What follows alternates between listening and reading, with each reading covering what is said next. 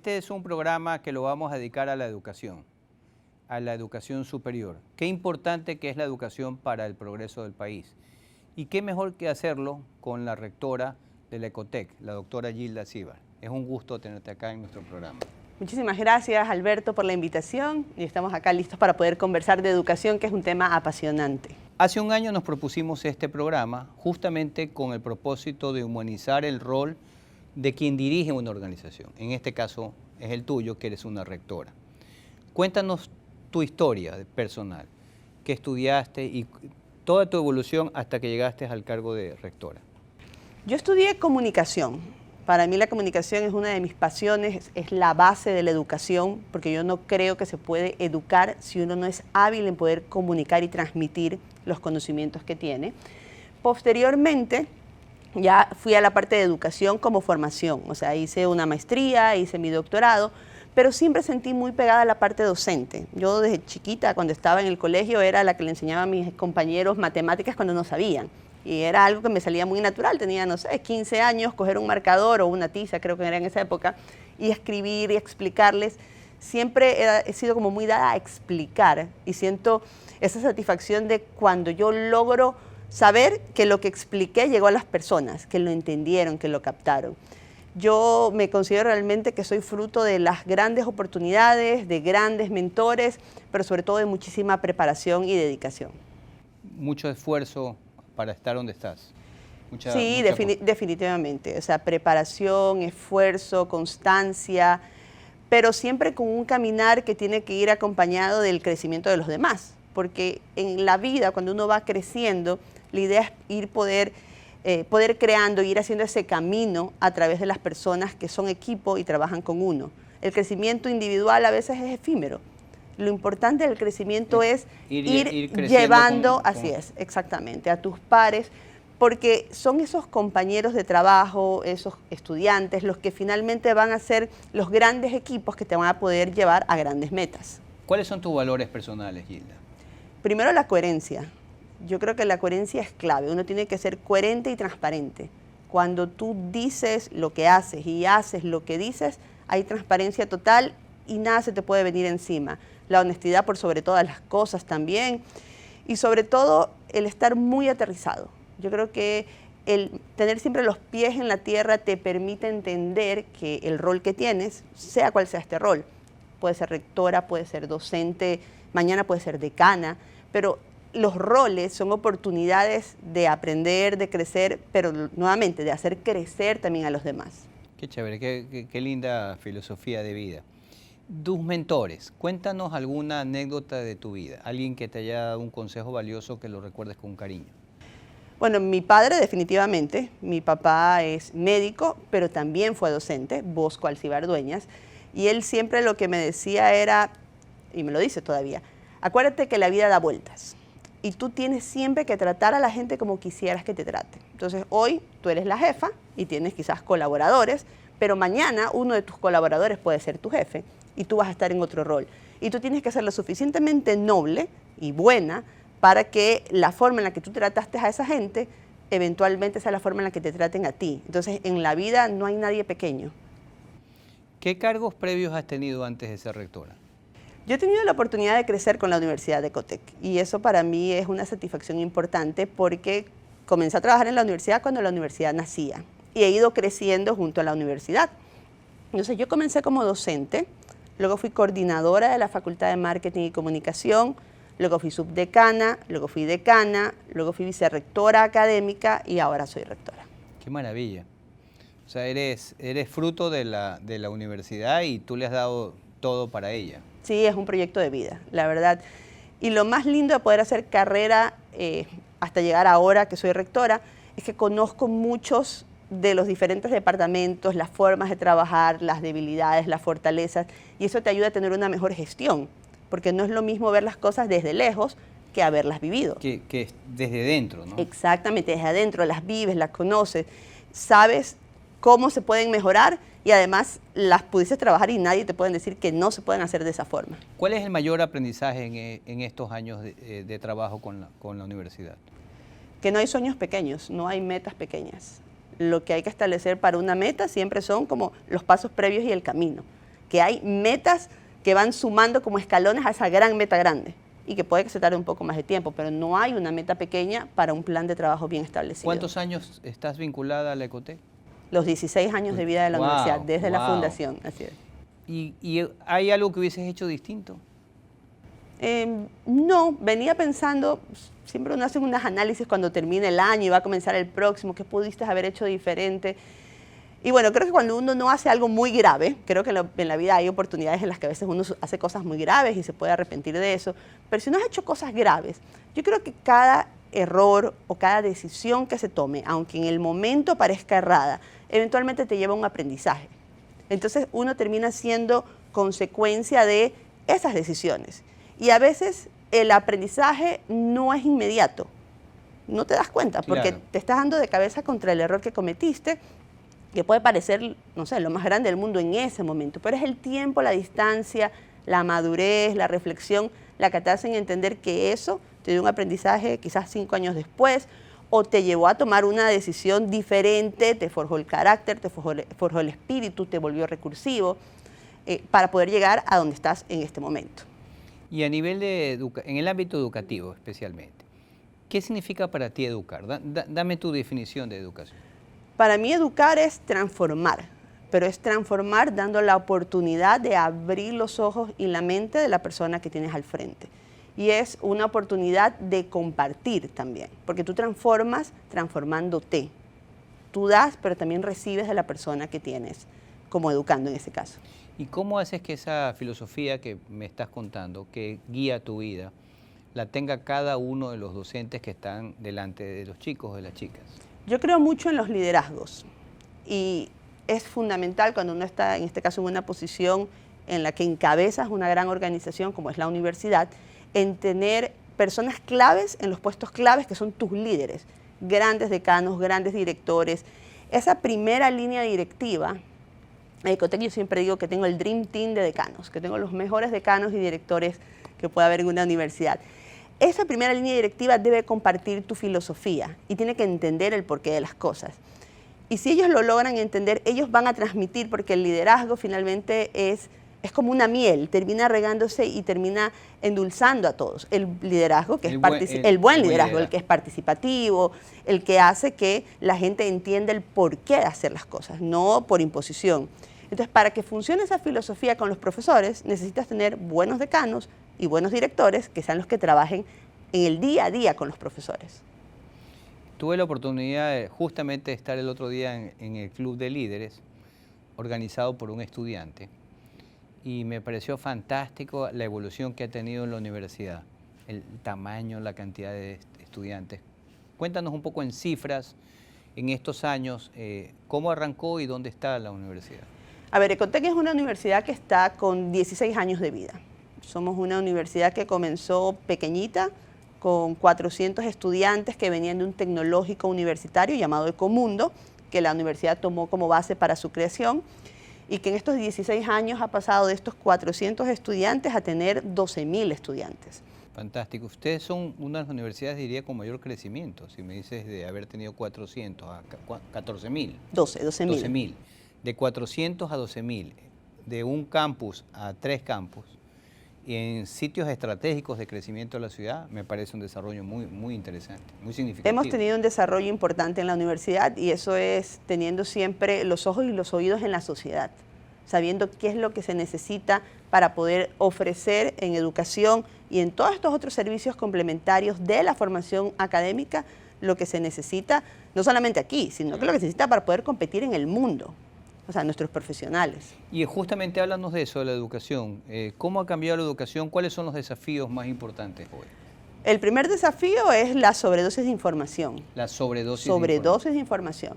Los estudiantes ahora tienen acceso a muchas fuentes de información, lo cual es valiosísimo, pero no siempre tienen desarrollado el criterio y el pensamiento crítico para poder decidir qué sí y qué no, qué es falso, cuál fuente de información es válida, cuál suma, cuál no suma.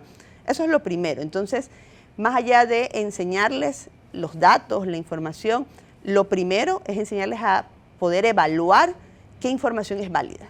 Nosotros damos una parte con la formación académica, pero ellos tienen que tener la competencia de poder buscar información y autoconocimiento con las múltiples fuentes que hay. Lo segundo es el tema de la globalización. Yo como graduado de Ecuador, si quiero irme a una multinacional, no voy a competir solo con el graduado de Ecuador, que era mi compañero del aula o el de otra universidad. Voy a competir con el graduado de otro país en tal universidad. Entonces son ese nivel de competencia que se amplía, que te tiene que volver a su vez mejor candidato, y eso requiere preparación constante. Y el tema de las tecnologías, que es importantísimo, es fundamental, pero sin perder el toque humano. O sea, nosotros en la universidad siempre decimos que un buen curso online jamás va a reemplazar a un buen profesor que pueda tener contacto contigo en el aula. Sobre todo si lo que tú decías, que la educación es transformadora, transforma al otro y se transforma a sí mismo, no es de doble vía. Y eso creo que se logra más cuando uno está frente al otro. Sí, la interacción humana es importantísima. Además que hay competencias que se forman con la interacción humana que no se pueden lograr con la virtualidad. Escuchar, por ejemplo, quizás. Escuchar, aprender a leer el lenguaje corporal de quien está, compartir, competir, son cuestiones que no lo puedes tener a través de una pantalla. ¿Y qué carreras nuevas la universidad está ofreciendo? Ahora estamos yendo hacia criminalística en el área de Derecho. Ciencias de la Salud es nuestra gran facultad que abrimos por el aniversario 15 de la universidad. Ahí tenemos medicina, enfermería, fisioterapia y psicología clínica. Tenemos en comunicación multimedia, que es una carrera pues muy requerida por los jóvenes, entre otras. Fantástico. ¿Y cuántas carreras en total están ofreciendo ahora? En este momento tenemos más de 30 carreras en la universidad. Carreras. Más de 30 carreras en 6 facultades diferentes. Increíble. Yo recuerdo cuando, quizás eso también es uno de los grandes cambios, la oferta académica. Recuerdo cuando estudié, yo soy ingeniero mecánico, la oferta académica escasamente llegaba a 10 carreras y eso contando bastantes, ¿no? Ahora hay una diversidad de opciones. Es que tiene que ver con el tema de globalización. Lo que pasa es que hace algunos años las carreras estaban circunscritas a lo que te pedía tu mercado local. Entonces, si en Ecuador no había desarrollado el mercado relacionado con multimedia, animación digital, parte audiovisual, entonces no era una carrera necesaria. Al abrirse las fronteras con la globalización, los estudiantes saben que pueden trabajar en multinacionales, irse a otro país, y el abanico de carreras se abre. ¿Y qué hacen ustedes para que el nivel académico sea un nivel competitivo? O sea, que estemos a la par de un profesional de cualquier país latinoamericano o mundial. Lo primero es ver cuáles son las tendencias en cada una de las áreas profesionales. Sobre las tendencias se revisan los programas académicos y se da el contenido. Eso es como lo de fondo.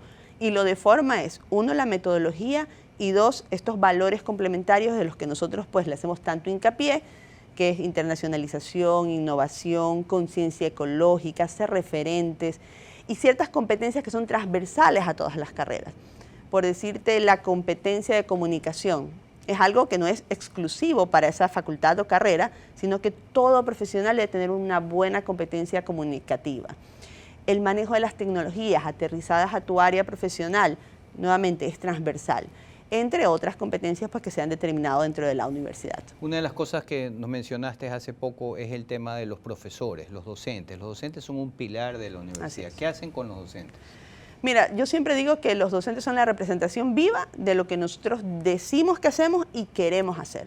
Y esa es una constante en las reuniones que tenemos con los decanos. Siempre hacemos muchísimo hincapié en que nosotros podemos tener una visión o una idea, todos los decanos y los directivos estar alineados, pero eso se cae si el docente no está en la misma sintonía. Por eso para nosotros son de nuestros colaboradores más importantes. Con los docentes es, 1, tenerlos muy claros con cuál es la filosofía institucional, para que ellos entiendan el porqué de las cosas en Ecotec. 2, la actualización constante. Probabilidades de que el mundo cambie son rapidísimas, pero las oportunidades de ir al ritmo de ese cambio tienen que ver con la organización, capacitaciones y actualizaciones constantes. El 4 está relacionado con la conexión con su entorno profesional, sea que estén dedicados a docencia a tiempo completo o no, y sean tiempo parcial, que estén muy conectados con lo que está sucediendo en su entorno, para que no se vuelvan solo profesores de libro o de temario, sino que sean profesores que sepan qué está sucediendo en el mercado, en la empresa, en el entorno profesional. Así es. Fantástico. Y a nivel de selección, asumo que buscan seleccionar los mejores docentes que Sí, encuentran. el proceso de selección es riguroso. riguroso, tiene varios perfiles. Valoramos no solo la hoja profesional, que eso es bastante valioso, pero no es lo único. Nosotros valoramos muchísimo otras competencias blandas, como la flexibilidad, el poder de adaptación al cambio, el manejo de grupos y equipos, la gestión de crisis. Entonces tenemos una valoración del perfil de competencias profesionales y de estas competencias blandas. Muy bien, regresemos de ti, háblame de ti. ¿Quién es Gilda Alcíbar? Gilda Alcíbar es la mamá de Amelie Gilbert, la esposa de Christian Gilbert y la hija de Bosco Alcíbar y Emma García. Entonces, yo soy la suma de todo ese amor y cariño y, como dije, el resultado de muchísimas oportunidades, pero también de muchísima preparación. Amo la comunicación, amo la educación. Ecotec para mí es un proyecto de vida. La educación es un proyecto de vida. Y siento que en este momento tengo la posibilidad, por el cargo que tengo, de poder impactar a muchísimas personas con mi trabajo y que eventualmente, cuando ya no sea rectora, me estaré preparando para seguir impactando a la gente positivamente, como trascendiendo. Yo creo que uno trasciende cuando uno deja un poquito de uno en el corazón de los demás, ¿no? Que uno pueda trascender en cualquier cargo en el que esté, y que al final del día o de los años, mi hija, que ahorita tiene 10 años, cuando tenga, no sé, 60, 80, esté muy orgullosa de mí. O sea, es eso, que ella esté completamente orgullosa de mí. ¿Qué dirían hoy tu línea de reportes, aquellas personas que trabajan, tus decanos, esos fantásticos, o tus colaboradores cercanos? Habrá que preguntarles a ellos, ¿no? Pero yo creo que dirían que los dejo trabajar, que los dejo ser, que los dejo crear. Y que al final pulimos detallitos, pero yo los dejo que ellos propongan y hagan, porque son muy inteligentes y capaces. ¿Has tenido algún obstáculo en tu crecimiento profesional? ¿Se te han dado las cosas? ¿Has ido evolucionando? No. ¿Sientes que por el hecho de ser mujer la has tenido más difícil? No, yo creo que en eso soy muy afortunada. O sea, yo soy consciente de que en general, en el mercado laboral en general, el hecho de ser mujer puede ser algún tipo de barrera en algunas circunstancias y que hay un tema de discriminación quizás cultural dentro del país, de Latinoamérica, del mundo, para el tema del liderazgo femenino, pero yo siento que he estado en lugares donde he sido valorada por mis conocimientos, por mi buena actitud, por mi visión, y no he sido medida por ser mujer o no ser mujer. La verdad es que he tenido esa bendición que sé que no es igual una constante para todas. En el espacio educativo quizás está más abierto. También, yo creo que sí es un entorno donde la presencia femenina y masculina es casi equitativa. Entonces es un ambiente en donde no hay quizás esa rivalidad que pudiera haber en otro tipo de industrias. Ahora, me encanta a mí ir a la universidad y ver la cantidad de mujeres que están estudiando. ¿Tienes alguna estadística del porcentaje de hombres, mujeres? Estamos compartidos, estamos 49% mujeres, 51% hombres dentro de la universidad, pero va variando, pero realmente el margen es muy poquito. Entonces un semestre hay un poquito más de mujeres, al siguiente semestre un poco más de hombres.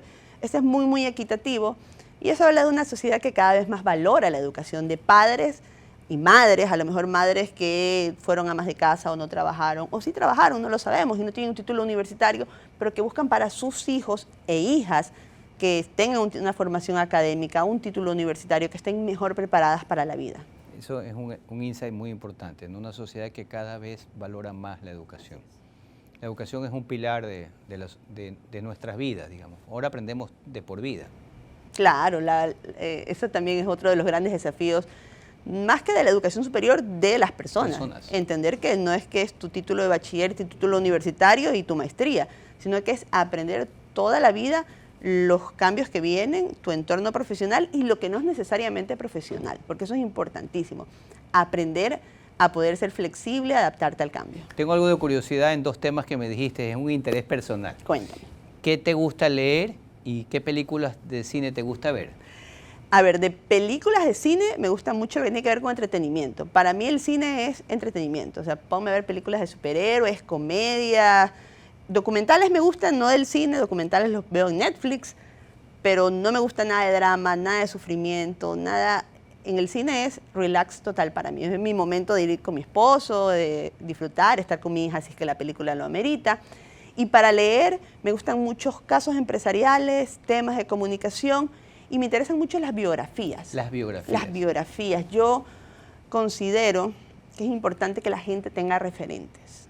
O sea, el referente para mí es parte de tener los pies en la tierra, porque es saber que no eres la única o el único haciendo algo maravilloso, sino que hay gente que ha hecho cosas más maravillosas en otros momentos, con otras circunstancias y que te sirven de aprendizaje. Me ha encantado lo que me has dicho. Lo vamos a tomar como propósito del programa, ¿no? Nosotros cuando hicimos este programa dijimos vamos a humanizar el rol que tú ejerces, porque al final estás en la soledad del poder y Trato de no estar tan sola. Veo que no, por tu estilo. Más sin embargo, uno ve a esas personas que están en la silla del chairman o en la silla del CEO como distantes, y lo que quisimos hacer es acercarlos, ¿no? Pero me gusta, alguien ya me lo dijo el otro día en una conversación, que nosotros podemos a través de estas entrevistas contigo y con otras personas que han venido, ir generando en esta sociedad referentes, ¿no? Referentes de líderes mujeres, referentes de empresarios, etcétera. Y la importancia de tener un referente. Es que eso te iba a decir, para mí los referentes en general son guías, porque uno siempre necesita a alguien a quien voltear, a ver, a escuchar, a pensar, bueno, cómo sobrevivió esta persona a esta circunstancia. Y a veces el referente no es necesariamente alguien famoso, o sea, no es un super CEO. A veces no, a veces tu referente puede ser una persona muy sencilla, puede ser tu mamá, tu papá, tu tío, alguien que tú consideres que es valioso, porque la referencia no solamente viene de la parte dura de tu trabajo, también viene de la sensibilidad y del poder responder humanamente, que justo es lo que quieres recalcar en el programa, y me parece maravilloso que lo hagan de esa forma, poder responder humanamente a los desafíos que la vida te pone. A veces hay cosas que no están en los libros. ¿Cuáles son tus mayores incertidumbres respecto al futuro educativo? Con el tema educativo, bueno, el tema de la pandemia realmente fue una cosa que nos sacudió a todos. En educación había esta idea de que ahora la universidad iba a ser virtual por siempre y como que ya no se necesitaba regresar a las aulas. Y eso nació un poco de, lo denso que fue poder sobrevivir a la pandemia, claro, con las complicaciones que había, pero también un poco de el perder ese toque humano de la educación, porque se pensó que la educación era solamente aprender un contenido.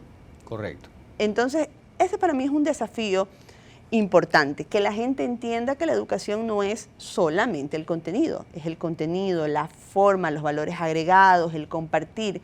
Esa es una de las incertidumbres más grandes, porque creo que vamos a un mundo que cada vez quiere ser más egoísta y más individualista, y no hay una educación que sea, o no debería haber una educación que sea con egoísmo y con individualismo, sino que la educación se nutre más cuando compartes con pares.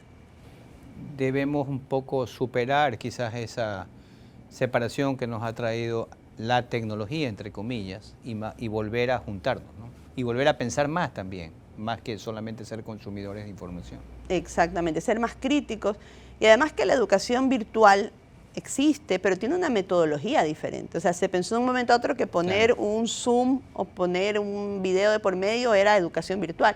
La educación virtual online es valiosísima para personas que tienen ciertas características que pueden asumir ese, claro, modelo educativo. Pero no para todos. Pero no es para todos, así es. Hay una pregunta que siempre yo le hago a las personas, que es, ¿y tú qué piensas? ¿Y cuál es tu criterio? Y si tú estuvieses en esos zapatos, ¿qué harías? Un poco mover el piso, ¿no? Porque al final, en la educación a veces también es importante que la persona interiorice y haga su propia reflexión. Es que es importantísimo eso, pero eso lo vas a lograr o estando en virtual o estando en presencial. Hacer tu análisis y tu retrospección interior. Claro. Pero lo que no logras en virtual, si tú no tienes un modelo educativo adaptado a eso y tu perfil no es el adecuado para una educación virtual, es poder vivir una etapa de tu vida donde la educación es más de compartir, es de conocer. Sobre todo en educación, en colegios y en la educación universitaria de grado. Un posgrado ya se puede manejar con virtualidad porque estás en otra etapa de tu vida. Ese es un buen punto, ¿no? Quizás los pregrados son más para la presencia física y quizás en los posgrados puedes darle más peso a lo virtual. ¿Y qué va a pasar con la educación de los adultos mayores? ¿No, verdad? Cada vez vemos que las expectativas de de vida son más altas, ¿no? El tema de los adultos mayores es una nueva tendencia de educación y de salud ocupacional que se está dando en Latinoamérica y en el mundo. Y yo creo que Ecuador debe comenzar a dar pasos interesantes hacia eso. Se habla en otros países de la Universidad del Adulto Mayor. La Universidad del Adulto Mayor es darle actualización y contenidos a los adultos mayores, que son personas a su vez de generaciones que ya tuvieron un poco más de formación académica. Yo creo que es importantísimo atender ese segmento poblacional a través de educación continua, a través de cursos y sobre todo de conexión, porque a veces se piensa que el adulto mayor ya está como desconectado del mundo. Claro, excelente. Quisiera terminar esta linda entrevista con un ejercicio que siempre hacemos. Yo te voy a decir unas palabras y tú me dices lo primero que se te viene a la mente. Muy bien. Palabras que han salido en esta entrevista. Competencias. Crecimiento. Educación. Transformación. Comunicación. Mi pasión. Mi padre. Mi ejemplo. Mi esposo. El amor de mi vida. Ser madre. Lo más maravilloso del mundo. Liderar. Inspirar. Ecotec. Un proyecto de vida. Muchas gracias, un gusto estar aquí Gracias, contigo. Alberto. A ustedes, Muchísimas amigos gracias. televidentes, gracias por acompañarnos esta linda entrevista con Gilda Alcibar. Este programa llega a ustedes gracias al auspicio de Zen Group, las mejores instalaciones para tus reuniones de negocios, conferencias y coworking, ubicados en el corazón de Urdesa. Zen Group.